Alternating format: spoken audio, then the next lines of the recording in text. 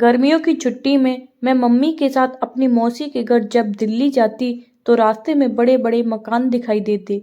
शीशे की खिड़कियों पर डले पर्दे और बालकनी में लगे झूले, कुर्सियाँ, पौधे, हैंगिंग लाइट और बड़े बड़े सुंदर से मेन गेट और बाहर खड़े गार्ड व चमकती गाड़ियाँ दिखती थीं। मैं हमेशा सोचती थी, इन मकानों में लोग अंदर कैसे रहते होंगे। इन मकानों को बस फिल्मों में ही देखा था और वैसे ही कल्पना की थी। पता नहीं, एक उत्सुकता सी थी हमेशा इन बड़े मकानों को अंदर से देखने की। हमारे घर के सामने रहने वाले गुप्ता अंकल ने अपना घर बेच दिया और रातों रात ही घर को ढा दिया गया। अब मलबा ही मलबा था चारों ओर। 2-4 दिन बाद ही मलबा उठाने के लिए मजदूर भी आ गए। 10 दिनों में ही 500 गज का प्लॉट दिखाई देने लगा। मैं रोजाना अपने स्कूल से आकर कमरे की खिड़की से मजदूरों को काम करते देखती। जब मम्मी खाने के लिए आवाज लगाती तभी मैं खिड़की से हटती। एक दिन मैंने स्कूल से आके देखा कि प्लॉट पर बहुत गहमा गहमी है। कई लोग सिर पर कैप लगाए दिखाई दिए जो इंची टेप से जमीन माप रहे थे। मम्मी ने बताया कि ये कैप लगाए लोग इंजीनियर हैं जो घर का डिजाइन बनाएंगे। किन्हीं अरोड़ा साहब ने यह घर खरीदा है और अब यहाँ बड़ा सा महलनुमा घर बनेगा। मैं सुनकर बड़ी खुश हो गई और सोचने लगी कि अब तो शायद मैं ये बड़ा सा मकान अंदर से देख पाऊं। कभी तो कोई मौका मिलेगा अंदर जाने का। अब तो बड़े ही जोर शोर से काम चलने लगा। बहुत शोर रहने लगा। अब हमारे घर के अंदर तक आवाजें आती थीं। ईंट, सीमेंट, लोहे की सरियां, मशीनें चलती रहती। मजदूर जोर जोर से बातें करते, यानी खूब चहल पहल रहती थी रात तक। करीब 2 साल तक काम चला और मम्मी ने जैसा कहा था वैसे ही महलनुमा सुंदर सा मकान तैयार हुआ। आज मेरे स्कूल की छुट्टी थी और मैंने देखा कि इस मकान के बाहर बड़ा सा शामियाना लगा था और पूरा घर शामियाने से चारों ओर से ढका हुआ था। मैं दौड़कर मम्मी के पास गई तो पापा को मम्मी से बात करते सुना कि आज अरोड़ा साहब के मकान का मुहूर्त है, तभी यह शामियाना लगा है।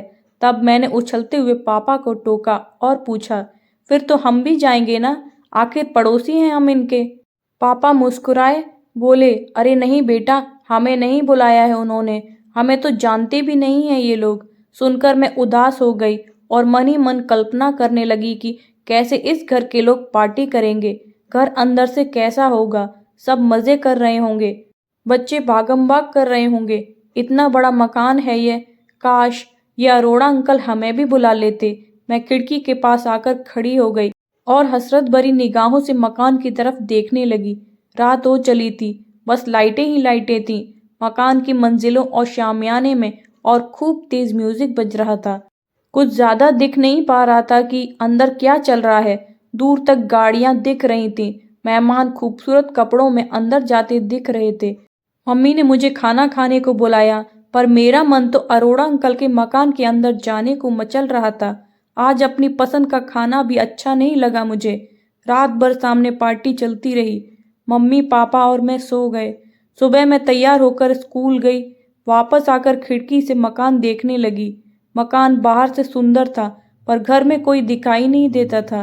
बस गाड़ियां आती जाती दिखती थीं कभी कभी। ज्यादातर बड़ा सा गेट बंद ही रहता था। इस मकान को देखते देखते अब मेरा मन भी उकता गया था। मैं अब अपना समय अपनी पढ़ाई में देने लगी। इस मकान में अरोड़ा अंकल को आए 5-6 साल हो गए थे। मैं आज जब कॉलेज से वापस आ रही थी तो अरोड़ा अंकल जी के घर पर लाइटें लगी देखी। रात को पापा ने बताया कि अगले महीने अरोड़ा अंकल के बेटे की शादी है।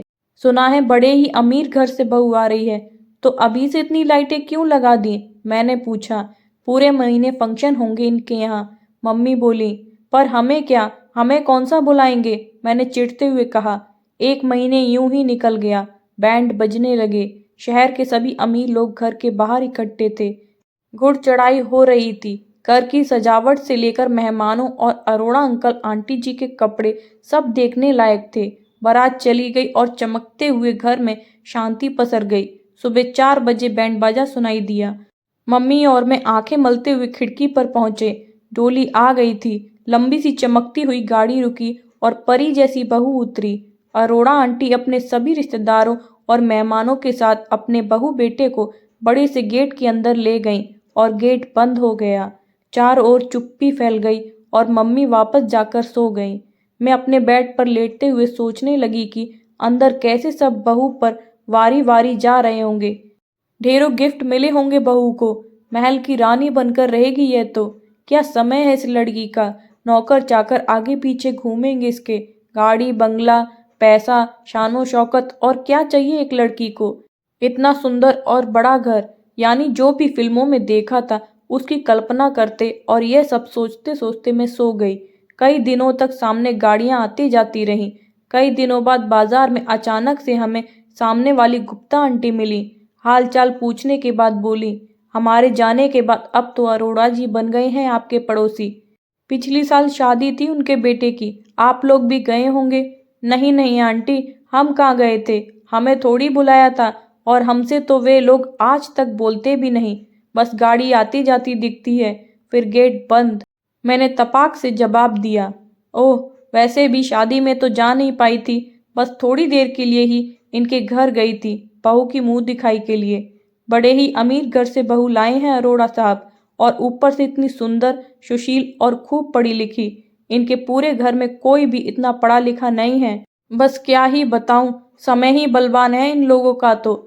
वैसे हमने भी अपनी बेटी शिखा का रिश्ता तय कर दिया है, अगले महीने ही शादी है। आप सबको भी आना है, शादी का कार्ड देने आऊंगी मैं। गुप्ता आंटी खुश होते हुए बोली, हाँ हाँ जरूर आएंगे, यह तो बड़ी खुशी की बात है। अब चलते हैं, काफ़ी देर हो गई है। आप भाई साहब के साथ आइएगा हमारे घर, उनसे मिले भी काफ़ी समय हो गया है। मम्मी ने गुप्ता आंटी से कहकर विदा ली और हम बाजार में आगे निकल गए। थोड़े दिनों बाद ही गुप्ता आंटी हमारे घर अपनी बेटी शिखा की शादी का कार्ड देने आई। मम्मी को, मुझे और पापा को साथ लाने को कह जल्दी ही चली गई। मैं पापा मम्मी के साथ शिखा की शादी में पहुंची। दूर से ही हॉल में गुप्ता आंटी ने स्टेज से हमें देखा और अपनी ओर आने का इशारा किया। हम तीनों गुप्ता आंटी के पास पहुंचे। तभी आंटी ने कीमती से लहंगे में पास ही खड़ी खूबसूरत सी लड़की को नजदीक बुलाया और मेरी तरफ देखते हुए बोली, रिया बेटे, इससे मिलो, यह शीनू है, तुम्हें एक बार देखना चाहती थी और तुम्हारे घर के सामने वाले घर में ही रहती है। और शीनू, यह रिया है, अरोड़ा अंकल की बहू। अच्छा सच में, रिया ने कहा। मेरे कुछ कहने से पहले ही रिया ने मुझे गले लगा लिया। आप तो बहुत ही प्यारी हो शीनू, आओ ना कभी हमारे घर, खूब बातें करेंगे, रिया ने कहा। हाँ हाँ भाभी ज़रूर, जल्दी ही आती हूँ आपके यहाँ। आप अपना मोबाइल नंबर दे दें, मैंने कहा। घर वापस आकर मैं तो उछल रही थी, मेरी तो खुशी का कोई ठिकाना ना था। मेरा तो मानो कोई सपना सच हो गया।